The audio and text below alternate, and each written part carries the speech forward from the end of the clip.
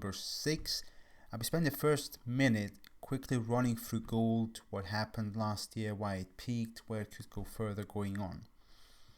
So this is real yield inverted, the blue lines overlaid with gold in orange. We are looking at the weekly, and last year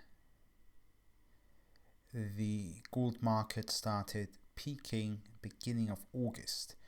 If we scour back, the real reason behind it was that vaccination started becoming more of a reality. So beginning of May, we had Moderna coming out with the probability of how good the treatment is and the vaccination. There was a little bit of uncertainty how good they are and if the data is reliable. Starting beginning of August last year, market and investors started focusing on when the vaccine rollout will happen, and therefore the gold trade started peaking. Now usually what happens is gold and real yields are inverse correlated, so inverse correlation is really strong, and this is the weekly chart. I can take you over on the 6 monthly chart just to see that all the major movements, peak and throughs, they're very much in tandem. So we expected that to continue as real yields started to drop again on this chart, is inverted, but gold didn't really catch up. Now real yields, quickly again, real yields is nominal yield minus the rate of inflation expectation. That will give you real yield. Plain and simple, that means that if an investor buys bonds, the yield they get, you will subtract that from the inflation expectation. That's what they will be left with, and currently it is running in a minus. That means bondholders will be losing money over time as inflation is picking up quicker than the yields do. And that's all good and fine, but usually that also means that investors buy bonds that will protect them against inflation, or inflation protected bonds. They're also commonly known as TIPS. And those assets, they tend to move very quick and very close in correlation with gold. Hence when we say real yields are dropping, gold should be moving higher, etc, etc. I'm going to show you a chart in a moment to show you that even though real yields continue to move in one direction, the purchases of those tips started coming off, and that is pressuring the gold market. I'm going to quickly show you this indicator here that shows you correlation between gold and real yields. Again, running very thick. There's very minimal disruptions there in terms of how long the correlation broke up. They tend to quickly bounce back in. That's on the daily. On the weekly, it's even much more pronounced. And you would expect that gold will pick up with real yields again. That should put upside pressure. There's two reasons why really that sell-off happened in the beginning of August. And one was the vaccination, but the real reason was that the Fed said they won't be lowering rates anymore. And the whole inflation scenario and the whole idea of buying treasury protected bonds is got really everything to do with what the Fed does. And the Fed said we won't be moving rates any lower, and that kind of put a damper on those bonds and also on gold. I'm going to show you, this is one of the ETFs that tracks those bonds. I'm going to change this inverted scale, and just to really show you why the bond market peaks, even though real yields continue moving one direction, the gold market is really tracking what the treasury protected bond market does, and they are currently peaking. Investors are not so much interested in putting their money in protecting their capital. They really want to put their money into work as the reflation trade is coming along, inflation is picking up, and they're not so much interested right now in protecting their money. They're more interested to put it to work to get money and yields out of that. And as long as that continues, you're probably going to continue seeing gold climbing lower. Now, as all of this is a little bit tied into where yields are as well, so the US 10-year yields, they've got so much to go usually in a normal environment. We have thought about 120, 125, maybe it's starting to peak. That will help gold the other way, but it could go as much as aggressive of 140 before gold finds a bottom. In the longer term, I'm going to bring up the gold chart in a second as well, and then we can jump onto the other assets to look at, not to labor the point any further. Here we've got the daily chart of the gold market again.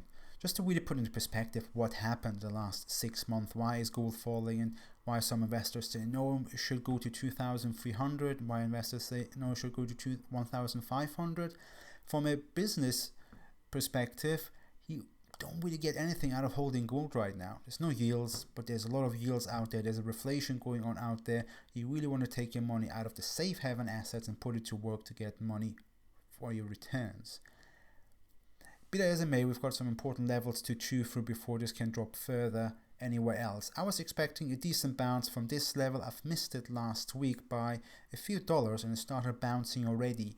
I'm not too certain if this level will hold now. Usually what you see is when market comes very close to an important level but it makes a turn, usually that means that level wasn't maybe that important to start with and it could start cracking. So I won't make a directional call just now. I think the easier trade would be once this breaks and we have the downside towards 1500, 1550. On the upside, there is little prospect, as again the idea of why would you park your money into gold when there's so much yield out there and there's so much reflation going on just now. You really want to put money to work instead of just laying it there in gold.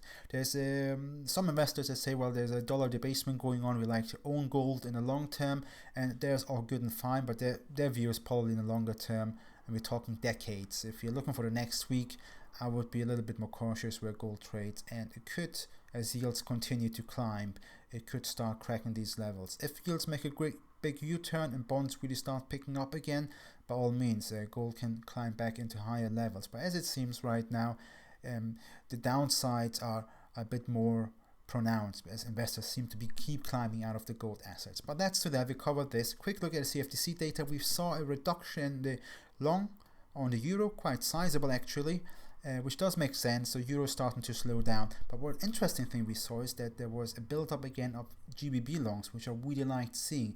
And that report, mind you, is covering up to Tuesday last week, and up until that day GBP was actually dropping quite aggressively in the beginning of the week. So it's very encouraging to see that dip buyers are swooping in the pound as UK is really faster with the vaccination, and there was anticipation that the Bank of England won't go ahead with negative rates. So there's a lot of good things going on. As it stands right now, a lot of the good short-term things for pound are priced in. So we've hit 137.40 on the charts, and expectation is that it goes higher. What you find is where most analysts is when we hit resistance, they get very bullish. When they hit support, they get very bearish, and then once price starts moving, they change their mind again. And that's not to say that sell side analysts are wrong-footed. It's their job to be with the momentum. You don't want your sell side analysts to continuously say this is a buy, while it continuously fall. So the swing with price is around.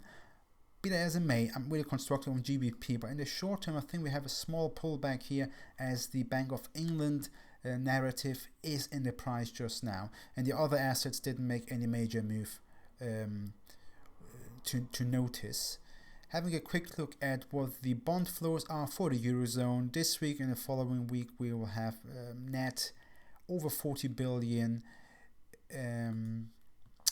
cash flow negative for the euro. That tends to be positive for EURUJPY, so keep an eye on that, see how EURUJPY will trade next week. I'm actually quite constructive EURUJPY next week because we have a German bond auction. You find that the supply concession tends to drive the market, the bond market lower ahead of these auctions, which tends to help EURUJPY to move higher as well. Quick look at what inflation expectation is doing. It finally broke that important 2.1, the whole range of 2. Everybody was thinking, okay, 2 is kind of rich. If this can move higher, we have a good reflation going on, and that seems to be the case. I've overlaid this chart with CADJPY specifically because last week we had a really bad unemployment data from Canada, but I think there was an opportunity to buy the dip in the Canadian dollar, specifically against the yen, as I am thinking we're going to be moving higher as long as this inflation and reflation trade is on track. And by the looks of it, as stimulus keeps hitting the market, that inflation seems to be inevitable. Starting off with the charts, something very interesting with post-NFP price movements, and you might find that very interesting. The average deviation for price before it moves back into the NFP level. Let me actually scale down to a lower time frame. So we had the NFP come out at 1:30. There's a London time chart, and it moved to the peak for the day of about 49, say 50 pips. Now I've ran a back test over the last 25 NFPs, so that's covering a period of over 2 years, and the average deviation from the NFP until the mean reversion is on average about 52 pips. So there were instances that moved maybe 10, 12 pips, and there were instances where it moved 100, 160 pips, but on average, GBPUSD doesn't tend to move more than 52 pips away before it starts moving back into the NFP level. And what's more interesting, 100% of the time it happened before Tuesday the following week. So usually it tends to actually happen, 90% of the time happens on the Friday, but if it didn't happen on a Friday, if it didn't peak on a Friday, either peaked on a Monday or the Tuesday the following week. So I'm very confident that we're going to see GBPUSD trade back. I guess that's what I'm trying to say. It's going to trade back into 36.90, which is a drop of about 37 pips. It's nothing major, but I believe the narrative will be important. Everybody's really strongly bullish now while we're sitting at these higher levels. Everybody's expecting a quick bounce into the higher levels of 38 and eventually 140. But we're interested to see what the headlines, their news will be, and what market reaction will be once we actually fall back into these levels, if everybody is still as bullish as it is. Going by the statistics, you're very much likely to see this room filled. You might see a little bit higher onto Monday or Tuesday, but that will be the end of it, and we should see a fall back into this level. I'm personally much more interested to buy on 36.66, which is a much more interesting level for me to establish long, as I'm quite keen to hold pound long into a higher breakout levels. Looking at the calendar, that breakout might not come until, I believe, Wednesday, when we have core CPI data out. Core CPI data is a big mover for the pound. Actually, next week we're expecting a good CPI read from the United States, which I believe will keep USD vulnerable as the stimulus keeps going on, and should really catapult GBPUSD into hopefully higher levels to finally break that sort of deadlock we've been creating here for almost over a month.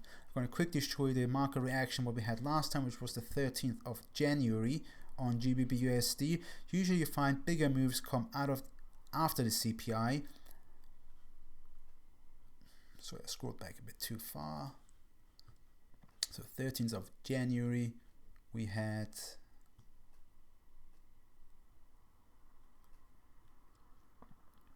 we're trading around here, and we saw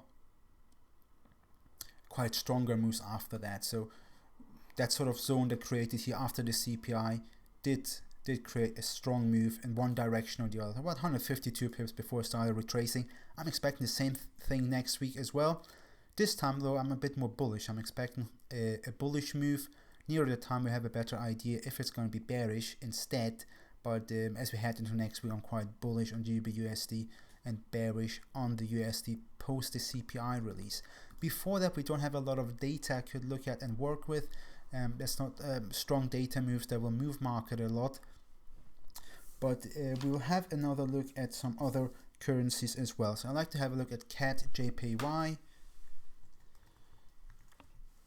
It is trading at quite higher levels. It mostly rose with oil, and that kind of drove the inflation expectation. Oil is trading quite rich as it stands just now, and so I would be really wary if it could start turning around. But as long as as long as oil keeps pushing higher, I expect CADJPY to push higher with it as well, and it will be a tandem move, which will benefit both. There's one asset I'm really interested in what it will do following week. There's not a lot of data out for the Australian dollar, but what I find very interesting, if you look into the details, the Bank of England is rather quite hawkish, where the Reserve Bank of Australia was quite dovish. So there seems to be a divergence in the central banks. Looking at this price action, looks actually quite bearish, and you would think that pound Aussie should come down, but in reality, when you look behind the scenes, it looks like that there's a central bank divergence. Central bank divergence creates huge moves in the Forex market. We're talking about 500 over 1,000 of pips in a couple of weeks. So if this comes through, which I think it could, I would be interested to see if I can catch a buy order on GBPUSD if we start breaking levels around here. So I tend to take the latest London fixed levels as a sort of a benchmark to establish things. If this starts keep going lower, then I would probably evaluate my bias. But as it stands now, based on that central bank divergence, I'd be very interested to see GBPUSD bounce up here and try to get a buy order from there, by keeping my risk management very tight under these levels to explore much higher levels. Again, central bank divergence tends to create massive moves in the Forex market in the long run, and sometimes in the short run as well. So again, next week we don't have a lot of data to work with. Most focus will be GBPUSD. Quickly show EURUSD as well. That's one of the core pairs everybody looks at. And EURUSD has got the same sort of scenario like it does with GBPUSD. So we've had the NFP come out here. Market did not come back into that, and there's a high probability that it has already peaked or will peak in the beginning of next week and start trading back into this level, which will constitute a drop of at least 50-60 pips. And then from there on, it will be very interesting if Euro can hold its own, as some significant damage has been done on the chart. That covers most of the things I was looking for. Again, we're looking at GBPUSD on the CPI release. Beginning of the week, expecting a little bit of a downside, and then towards the end of the week we will have China market shot, and then on Friday some pound data out for the UK, which should shake the pound a little bit, and that's where the core, I believe, core focus will be for the next of the week. Thank you very much.